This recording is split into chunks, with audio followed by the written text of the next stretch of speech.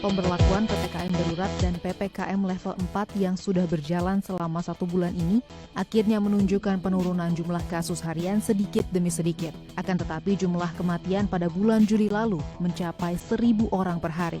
Hal inilah yang tengah menjadi fokus penanganan Satgas COVID-19. Menurut Ketua Bidang Data dan Teknologi Informasi Satgas Penanganan COVID-19, Dr. Dewi Nur Aisyah, pada bulan Januari hingga April lalu, angka kematian Indonesia sudah terus menurun, namun kembali meningkat pada bulan Mei dan Juni, serta menembus rekor pada Juli lalu, yakni mencapai 27.409 kasus, atau naik 348% dari bulan Juni. Dr. Dewi juga mengatakan angka tersebut terus naik dan memuncak di pekan terakhir bulan Juli, yang mencapai lebih dari 1.500 orang. Meski demikian, dengan menurunnya angka kasus harian, diharapkan dalam 2 minggu ke depan, angka kasus kematian nasional juga dapat ikut turun. Dari data yang dimiliki Satgas COVID-19, terdapat 10 provinsi penyumbang kasus kematian paling banyak, yakni Jawa Tengah, Jawa Timur, DKI Jakarta, Jawa Barat, Yogyakarta, Kalimantan Timur, Riau, Kepulauan Seribu, Sumatera Selatan, dan Bali. Ke-10 provinsi tersebut menyumbang 87 angka kematian nasional, dengan Jawa Tengah sebagai provinsi tertinggi, yakni 6%. Sedangkan peningkatan angka kematian terdapat pada rentang usia 54 sampai 59 tahun, sebesar 437,65%, dan usia 31 sampai 45 tahun sebesar 435,17%. Iya, kurang lebih sekitar pekan kedua Agustus harapannya angka kematian sudah turun. Tapi lagi-lagi, jadi ada yang berbeda antara mobilitas ditekan dengan angka kasus, itu korelasinya positif. Tapi dengan angka kematian, ini juga akan ada korelasi positif di sana, berkaitan dengan jumlah orang yang datang ke rumah sakit dalam waktu bersamaan. Tapi selain itu, yang harus kita pikirkan adalah ada eksesnya gitu ya, dalam artian misalnya tadi, apakah seseorang yang mungkin dia sudah terinfeksi 2 pekan lalu, apakah pada saat melaksanakan karantina mandiri, isolasi mandiri, apakah paham gitu bagaimana cara melakukan isolasi mandiri yang baik sehingga tidak terjadi keterlambatan penanganan. Ini hal lain yang juga harus kita highlight terkait dengan kematian. Maka nanti kita lihat faktor resikonya apa saja kira-kira dokter.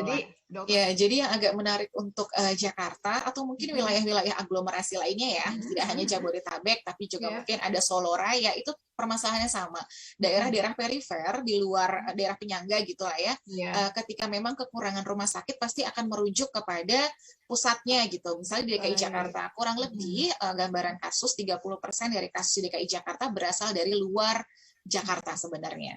Jadi berasal dari Jabodetabek, bahkan luar Jabodetabek. Nah, jadi mungkin angka kematian di sini juga sama, tidak seluruhnya merepresentasikan KTP-nya DKI. Bisa jadi sebagian di antara mereka, kalau gambaran kasus sekitar 30%, ya mungkin hampir mirip gitu ya, angka kematian di sini juga berasal dari mereka yang berasal dari kota-kota penyangga.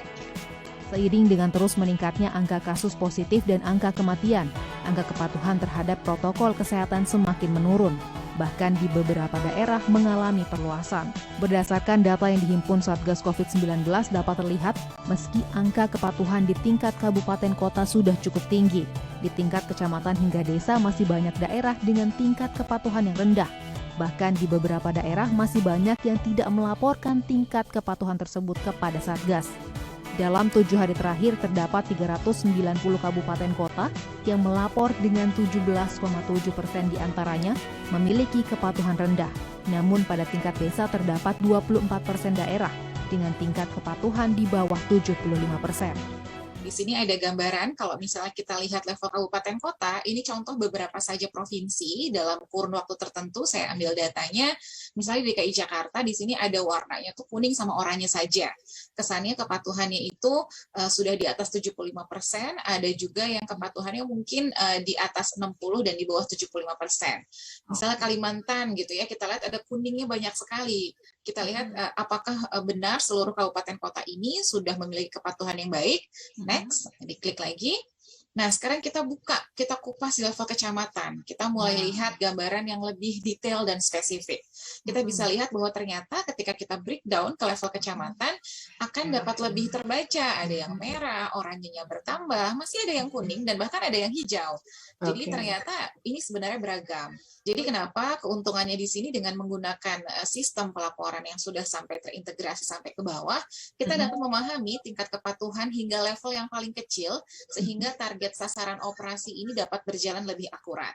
Dan mungkin satu lagi yang mungkin kemarin lupa saya sampaikan adalah kita sudah memiliki websitenya di covid19.go.id, sudah kita tampilkan Dr. Lula kepatuhan ini. Melihat kebutuhan pelaporan dari posko-posko di daerah, Satgas COVID-19 Nasional mendirikan Command Center yang bertugas memantau posko-posko PPKM Mikro di berbagai daerah di seluruh Indonesia dan memastikan Satgas daerah memberikan laporan dengan tepat.